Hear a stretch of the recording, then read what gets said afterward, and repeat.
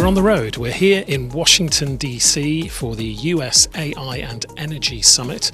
We're talking to senators, to congressmen, industry, and also policymakers to find out just what is the US doing in AI, but also energy planning. This is, I think, in many ways, almost a Sputnik moment for us. It's energy. It's cool to be in energy again. Energy makes everything run. And in my district with 86,000 manufacturing jobs, I have the largest farm income producing district in the state of Ohio, that if we don't have affordable energy, we're not going to produce and people aren't going to be working. AI and energy is changing the landscape of our whole life today. It's the biggest demand signal we've had for energy since World War II.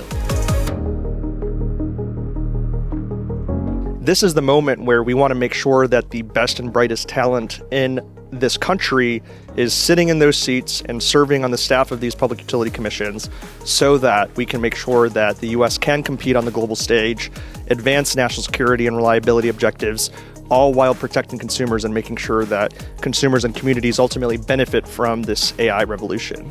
Some of the most interesting innovations, some of the most interesting ways we've solved problems is together, to bring our collective experience, to bring our collective perspective. So these are the leading thought leaders of science, policy at the center of the U.S. government. So we really get access to some amazing individuals and to get them speak quite openly and frankly of what's really happening.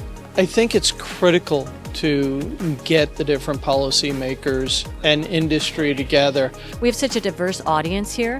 We have an audience that includes industry, utilities, and to hopefully try to unify people behind the value in deploying AI in the United States and leveraging that opportunity to help build generation and transmission to support it.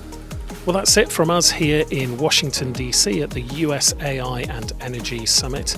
If you'd like to hear some of the conversations that happened, you can tune into our podcast on your favorite podcast platform. It's just called Tech for Climate Action Podcast. You can look at our YouTube channel and also subscribe to us on LinkedIn.